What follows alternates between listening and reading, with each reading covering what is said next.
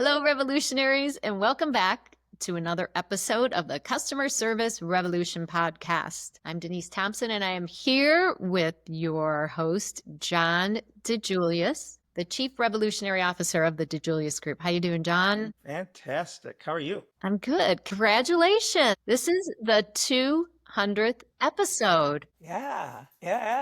It's cool. You hear, is Santa there, or what do I hear? Jax, I'm sorry. Can you introduce us to Jax? Yeah, go ahead, Jax. This is Jax. I'm gonna take off all those collars. Oh, he's so cute. Yeah. Hey, Jax. If you bark, if you're a dog, anytime a dog's on TV, he goes crazy. It's crazy. He's a good little boy. Yeah. All right. So 200, that's quite a feat in podcast land. I don't know how many years we've been doing it. That's a good question. I'm not sure when we started. I don't know if we were doing them weekly to start.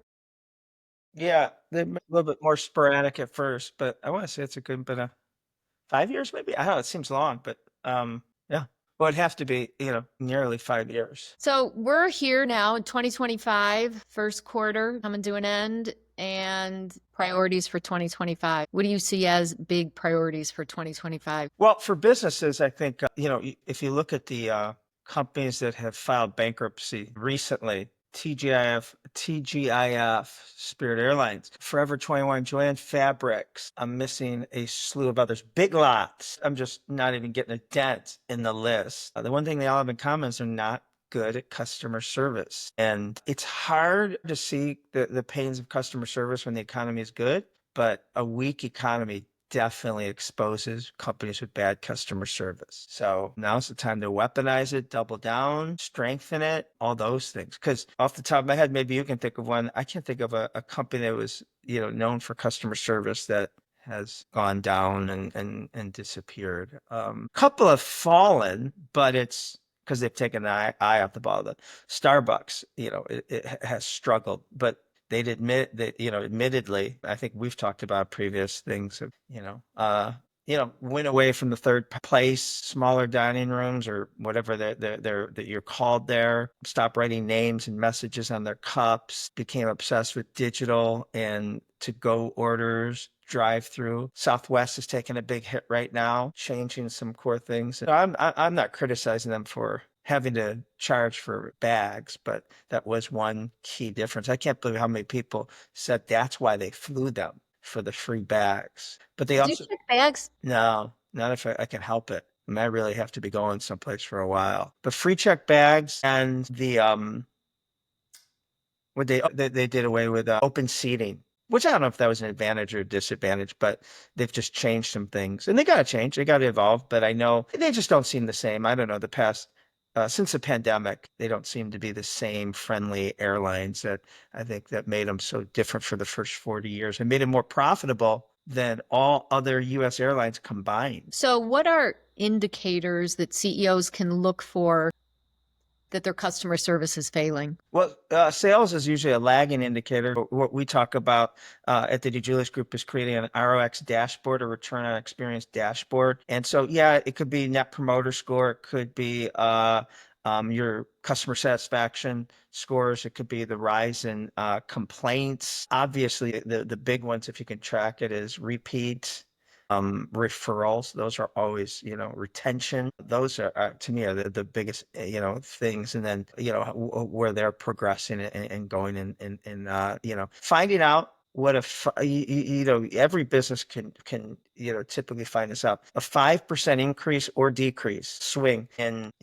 referrals, NPS, retention, complaints, all those things have a monetary value. And the companies that don't invest in customer experience are the ones that their, C-suite don't see, the financial impact. But I mean, it's so obvious, like, the companies that are well known for customer service are less affected by third-party things, if you want to say that. You mentioned ROX Dashboard, Return on Experience Dashboard. Yeah. Is that something we can make available? Yeah. There's blogs and videos and podcasts. So if you want to put it in the show notes, we have them in all three things of how to do it.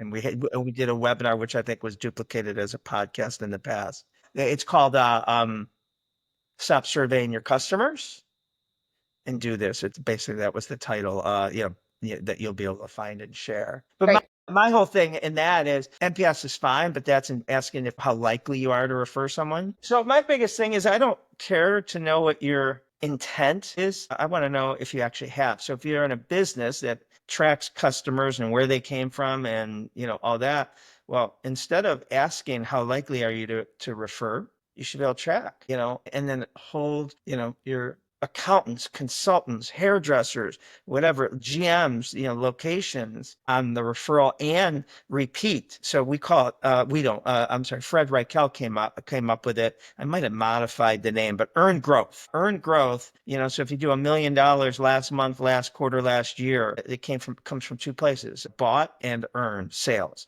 Bought is advertising, and again, you got to track this, but how did you hear of us? The billboard, whatever new traditional advertising. And the other one is, if they're repeat, they're repeat or referral. And you want to grow that earned growth. That should be the number one KPI of businesses models that could track more than NPS and anything else, even comp sales. That will be your forward-looking indicator of earned growth. If you can grow that earned growth and hold everyone accountable. So what are the things? Referrals and repeat is an amazing experience, and asking for it, telling people how important referrals are. But we've worked with companies that, a lot of companies do this, will build in the referral ask in certain touch points of their journey map, which is fine, but you have to be paying attention. One of our clients, their account executives, were doing it no matter what on this touch point. But sometimes on this touch point, their client was mad at them. They were yelling at them because they hadn't heard from them. They failed to update them on something, and you're not paying attention. That's not the time to ask. Now, the flip side, the time to ask that maybe it's not in there is if a client's just telling you how much they appreciate you, right? That's when you just say, I appreciate that, Denise. The highest compliment is a referral of a family or friend. All right. So, John, what are mistakes that CEOs are making that are allowing these things to happen? Well, not prioritizing the customer experience training, as well as the employee experience, which has so many things to it: recruiting, onboarding, retaining. But if we just look at the customer experience, too many CEOs think it's soft skills, and people have it. Well, today we're at a relationship disadvantage epidemic. Every generation has weaker people soft skills, but then there's 30 and under that have no relationship disadvantage, and no fault to their own.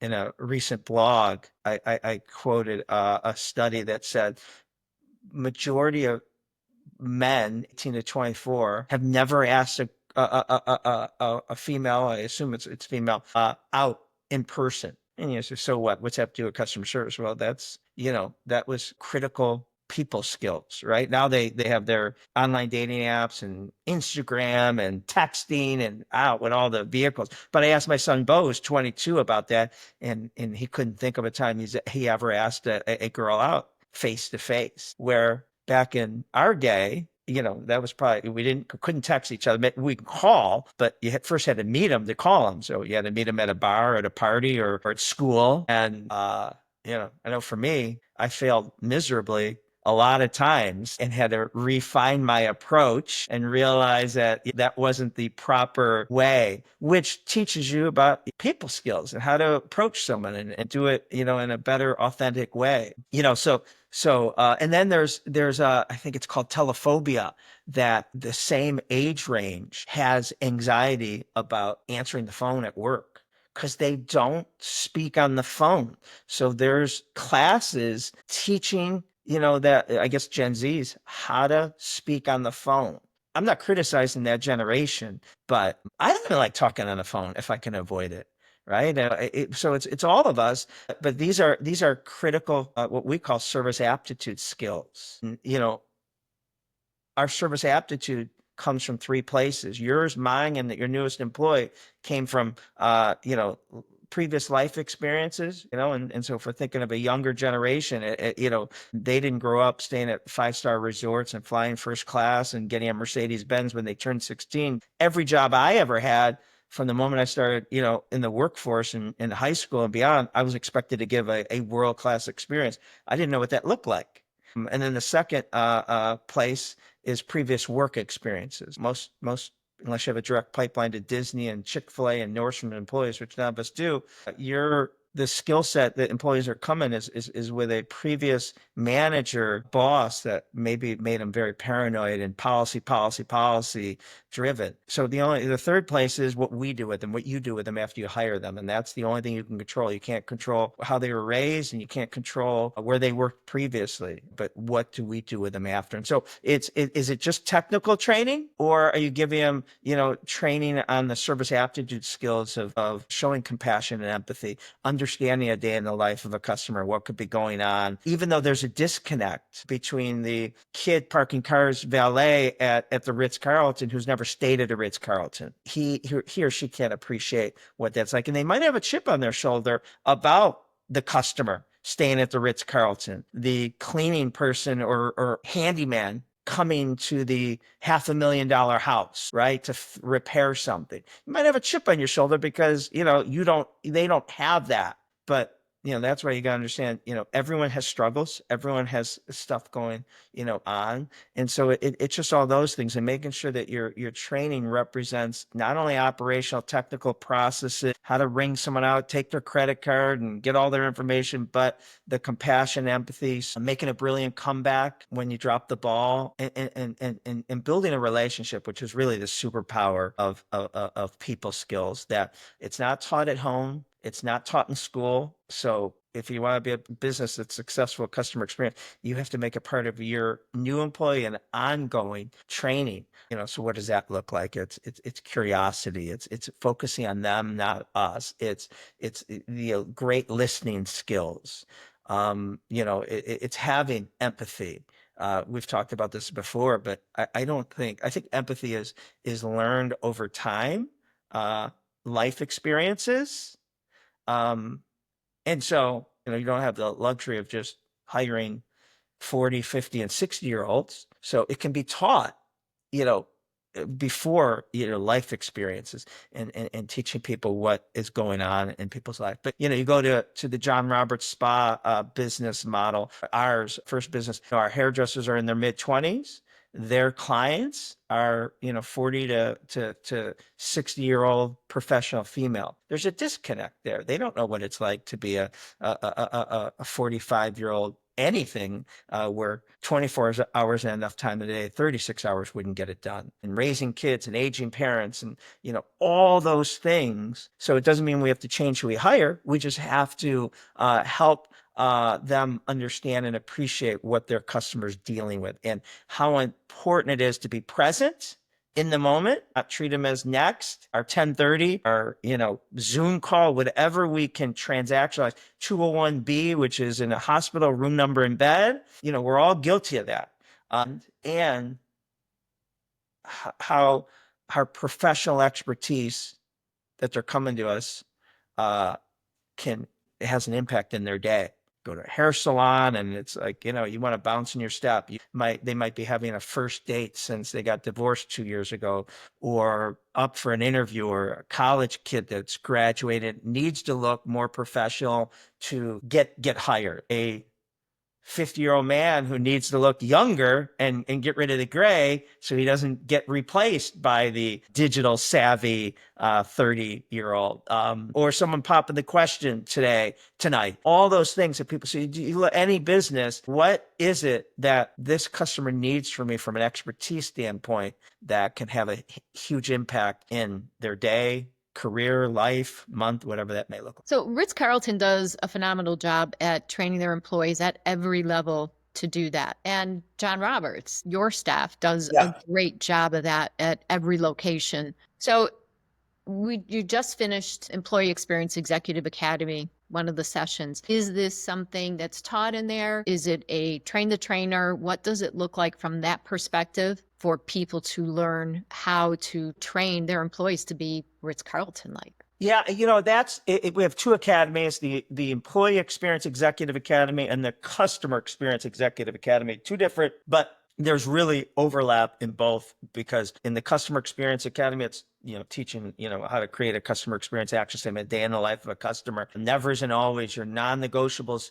in your journey map, is service recovery, right? And in that, it's taught all that stuff after you create it, how to make it part of your new employee onboarding and continuous training. And then in the employee experience, it talks about how to brand your company as to attract a certain type of employees that are more right fit. We just don't want 50 people calling us up today for a job unless they're 50 right people. I'd rather have 6 really good candidates to interview than 50 to find the 2 or 3. That's a lot of wasting time. So branding yourself out there before they even click on the application or however they come in for the interview, because that's not productive. Then what's that recruitment experience look like? Then what's the onboarding experience look like the first 90 days? And that's where there's overlap, where we get into what, the soft skill versus technical skill. So it's it lives in both places, but it's constant. It just isn't on onboarding, because an employee can only retain so much in onboarding, and they're so overwhelmed that it has to just it top of mind awareness. It's exercise, it's anything. It can't be done once in a while. It has to be visited, but visiting can be for a minute a day in a huddle, in something like that. Reminded, hey, here's an example of how someone raved about Lindsay and how she was the carpe momento, right? Our client experience action statement, how she seized the moment when someone called her up and she just blew them away. And they said, man, every time I deal with Lindsay for these little things, she always reminds me that I made the right decision in hiring the DiJulius group. Hasn't even gotten to the consultants yet. Hasn't even gotten to the workshop or the outcomes yet. That's what you want. Not just relationship building, but failing to train Service employees. aptitude. Service aptitude. Yeah. What other mistakes are CEOs making? Well, listen, I don't know if it's when it comes to customer experience. Yeah, it starts with CEOs. Because if you think about every world-class customer service organization that you can think of locally in your backyard or nationally or worldly, Apple, Zappos at a time, for a long time, Starbucks, Southwest for, a long, long time, Virgin Airlines, I'm missing a ton, Amazon, all these companies, you can tell why. Their CEO is obsessed.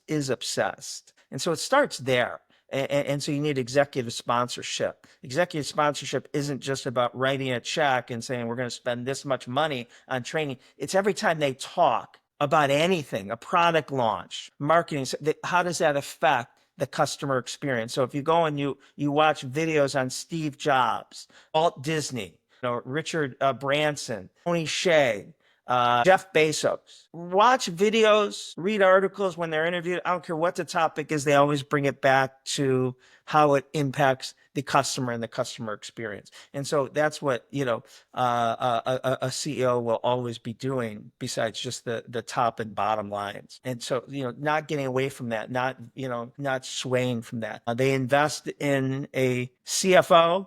They invest in I think now this salesperson's called chief revenue officer, which is top sales, CMO, chief marketing officer, probably IT today, all important.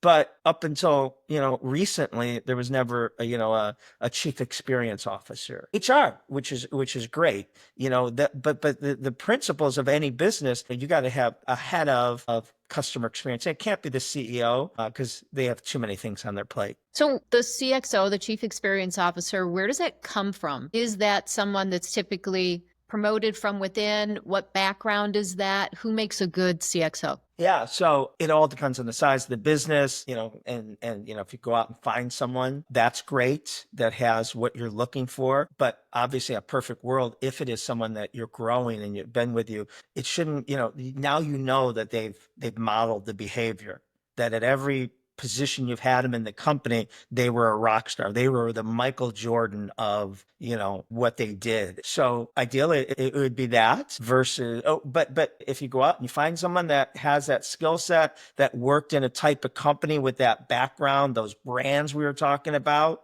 that could be it. But it's not someone that's ahead of your call center. Could have been, they could have been, but that's not what the chief experience officers. They're over everyone in the company, making sure everyone understands the part that they play in the customer experience, even if they aren't touching the external customer. So say I have a great person who would make a great CXO, very interested, very bought in to everything. How do you change the top? So if you have people below who are great at service, you have a CXO type person who lives, breathes, eats this stuff. How do they make real change if they have difficulty from the top? If the CEO isn't a Steve Jobs, So I don't see, the only way I see that actually being possible is if it's a new CEO. But I don't see how you're going to have, at every other level, good customer service if the C-suite isn't, that isn't one of their top priorities. Now you could get someone that comes in, but it's really hard. I mean, to go up and change up, if it's not a value of the CEO and C-suite, it's not going to be a value of anyone.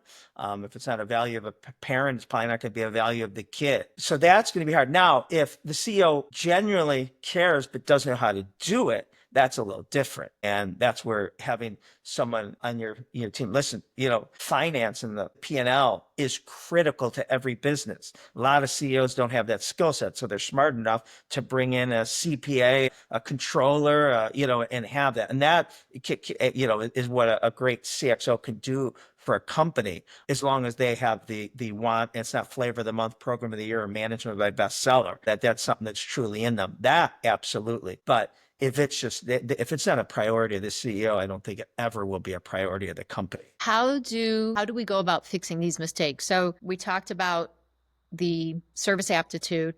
We talked about the relationship building. We talked about investing in the training. Also the hiring, right? And the service aptitude skills are most important for any customer-facing employee to deliver exceptional customer experience, right? They got to genuinely like others. They got to be happy and positive, optimistic, friendly, kind, and caring. This is one that, I'm kind of on the fence with, charisma. I think that's a nice thing. I don't know if, I'm sure they can, but if introverts, struggle with customer experience. And I know, that might not be fair, but, but they got to be empathetic. They got to be a good listener. They got to have insatiable curiosity, strong at making a connection, building a rapport, and trust, and charitable assumption, which that is something. Now all those can be taught. So how do you hire for that?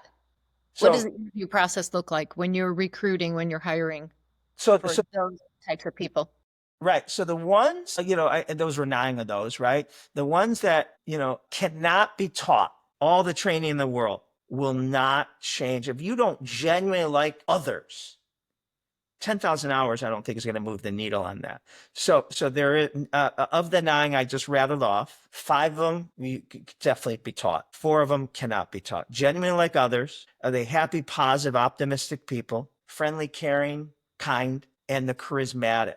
So those 4 you want to filter out through your interview process. And we like to say, hire for the heart, train for the parts. And so those things, again, if they're going to be a customer facing position, but I don't care what it is, even if they're not going to be a customer facing position, unless they're working in a cube or from home and they never come in contact with anyone on your staff, because, I want my staff working with negative people, unfriendly, uncaring, unkind people, right? Someone that doesn't genuinely like others, negative person. So we have the 30 questions, interview questions to measure if someone has the potential for service aptitude. And so there's sections in those questions that we could provide as a link, and this just, so an example of a question is, me, I'm a little crazy with this one. I'm probably over the top, but, just asking someone in an interview, how are you doing? Right? I don't want fine so far. So, you're on an interview.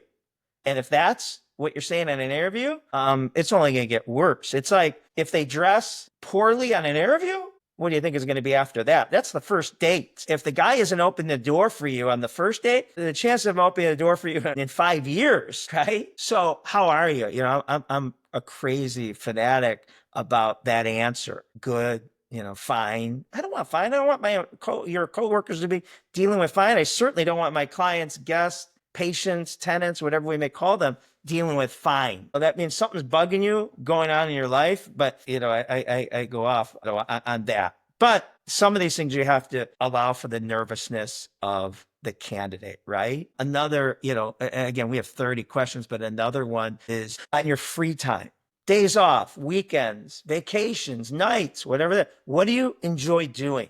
Now, I personally could care less what that is, unless it's illegal, right? But, your hobby, you might be a knitter, you might, do hot yoga. You might run marathons, I could care less. You might be in your basement playing Dungeons and Dragons. Don't care. The answer is not what I'm looking for. The answer is what I'm looking for. Is how excited, enthusiastic do you get? Visiting your nephews, going hiking, whatever those things are, riding your bike. I'm trying to think of yours. Not Dungeons and Dragons. Biking, I know you're an outdoorsy person, but if you don't get excited when you're talking about what your most favorite thing, you ask me, like, I just got home from Scottsdale with Bo. We went to spring training. We do it every year. Blah, blah, blah. I'm going to tell you about it. I'm going to get, really excited, right? If you don't get really excited about that, you're not going to get excited about, the things you don't have passion for. It might be your job. So I can't train enthusiasm, but I want enthusiastic people. So those are the things. Now, of the 5 that can be trained is the 5 other things, if you will, is the empathy, good listener, insatiable curiosity, how to build a rapport, a relationship, make a connection, and how to be trusting. Again, I can't penalize the trusting. That could be from your former job where they're like, Denise, you do not let people bring something back without a receipt after 7 days, right? You'll get fired, whatever that may be. But maybe that person was out of town or whatever. There's always extenuating circumstances.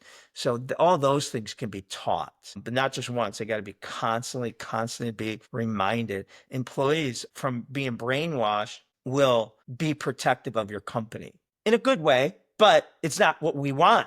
At least it's not what I want. I don't want them to be policy, and not let people take advantage of us. People aren't, but sometimes they're paranoid. Again, from their last job or whatever. So what we always say is you'll never get in trouble for something you do. You'll get in trouble for something you don't do. And we want them to trust. Don't punish 98% of the customers for what you're afraid 2% are going to get away with. So we want to create, that autonomy that, use your best judgment. If you don't think, that guideline should apply to them in this situation, don't enforce it. But that's also a morale killer, right? Someone comes back and, brings something back after, or tries to use a gift card or whatever it is that expired yesterday. Well, I was out of town, or, I was in the hospital or whatever, but you can't, because you'll get in trouble. Well, you're going to get beaten up by that customer, and you're going to go home having that happen 5 times a week, maybe a day. You're going to hate your job because you're the messenger that has to enforce the policy that someone in a C-suite position created to protect themselves from the masses. So, that employee morale will really go down. Employees get beat up all the time for enforcing policy. All right, that's a lot. So you've given a lot of different ideas here. Where do you start? What's first? So, our commandments, our methodology kind of goes in order. So, creating, the customer experience action statement, which is what each employee should be intentionally doing every time they come in contact with another human being. Meaning it's not just for the external customer. It should be for the internal. It should be for the UPS man that walks in to drop off packages. Every great brand. So without going into details, it's kind of laid out in our methodology, which is our curriculum for our Customer Experience Executive Academy. It's a curriculum for our Employee Experience Executive Academy. It's a curriculum for consulting, everything we do. It's in our books. So, but if you just go by that in order, creating the day in the life of a customer, creating a customer experience action statement, creating your client customer avatars, because not every customer is the same. And we have to better understand the different types of customers that come in. They have different expectations and wants and needs. Your customer bill of rights, so the nevers and always, all those things that we also cover in our live streams each quarter that people attend. So each one of those was built by my research the past 30 years of what world-class customer service companies do. They all have them, but so they're, they don't There was an 8 one year and there won't be 11. The 10 are the 10. And the order is really important. Doesn't mean you can't go out of order. Like, as you know, we have clients that when they hire us, maybe will, hire us for several of those, come in and do those commandments. But zero risk, which is the service recovery one, it's a little lower down. And sometimes we have to do that first because they're having so many complaints and they're making it worse by how they're handling the complaints. So sometimes we have to triage, and bring that to first. So you're plugging the hole in the boat. Yeah, so to speak. All right. So I am going to link the interview questions you talked about, the methodology you mentioned, the live stream, as well as both the customer. Yeah, our next live stream is what? When is it, Denise? June. Yeah, and that is on zero risk. So, if our listeners, followers aren't familiar, our live streams are 2-hour workshops we do every quarter. You get your key people on, listen, usually 12 to 2 Eastern Standard Time, once a quarter. And so the one in Q1 was creating your non-negotiable customer experience standards. The next one in June is zero risk, service recovery. And then the one in third quarter is on recruiting and hiring, what we just talked about. And then I'm not sure what the fourth quarter is. Onboarding. Okay, good. And so that's our live streams, which are very, you can get your teams up and companies get on, and it's not a lecture. It's you get time to work and come back and ask and share, and it gives you the tools to start it. Excellent. So there will be a link, listeners, in the show notes for the live stream. So you can get more information on that, the methodology that we offer, that we use within our consulting, as well as all of our executive training programs, and the customer and employee experience executive academies, which are both enrolling now. There'll be information in there on those as well. We also have a presentation skills workshop coming up June 10th and 11th in Cleveland. How to be a better presenter, whether it's just in your corporate job or you want to become a professional speaker. It's a 2-day intense workshop where you're presenting each part of the whatever your topic is, but there's each part. I think we have a podcast on that we've done recently. But your icebreaker, your opening, your call to action, all those things, you're going to be presenting that twice over 2 days, each section. And that's taught by both you and Dave Murray? Yes. Great. Those are 2 excellent presenters to learn from, people. So highly suggest that. Totally different. I mean, we could not be more, you froze on me, Denise. Oh, you're back. As you know, you could probably explain it, but it's real. People really enjoy the difference because if you only see me, I'm assuming my style. A is not for everyone, but it's also a lot of people can't replicate my style. And Dave has the polar opposite style, but so effective, so popular. And so when we've done it with both those, people really appreciate seeing the both styles. How would you compare and contrast the styles? Yeah, it is very different. You're very high energy, where Dave is very calm and steady in his approach. But very still interesting. He's not, like when you say that, you might think, oh, but he's not, and I am a machine gun, good or bad. I am like, probably similar to this podcast. And that's kind of maybe an innate skill set that if you don't have, and I made that mistake when I first started speaking, and the first good speaker I saw was more along Dave's style. And so I thought that's how I had to be. And I sucked at it. I did, until I saw someone who had, people that had the high energy running around that gave me the permission, right? So it's nice to be trained by different people so you can gravitate to what they do well. And you say, oh, I'm more like Dave, but he's so effective and so good at it. Dave is also the top facilitator we've ever had at the DiJulius Group, and phenomenal skills. He outrates me in scores in workshops every time, like not once in a while, every time. I mean, our Employee Experience Executive Academy, we both teach. We just had it last week, quarter 2, and he got all 10s, like every attendee. I mean, and that's not unnormal for Dave. I get a 9.2, which I think is a great score. I'll have a 8 and a couple 9s in there, but Dave gets 10s every time. Like, it's awesome. Yeah. So great people to learn from, presentation skills. That's a great class that's coming up. Any closing thoughts for you, John? Just that, it's really time to weaponize the experience we deliver both to employees and customers, and double down on that. A weaker economy exposes poor customer service companies, and you're going to see that in the next year. We've already seen it in the past 6 months. All the companies going under and filing bankruptcy, none of them are known for even average customer service. One of my favorite quotes to this rough times is, even a turkey can fly in a tornado. So when business is going good, man, even the bad companies look good. But when that, tornado, which relating to strong economy, stops, a lot of turkeys start flying. And I might be one of the few business owners to say this. I like a weaker economy. None of my businesses do better in a weaker economy. That's not why. And there are some businesses that do better in a weaker economy. Mine don't.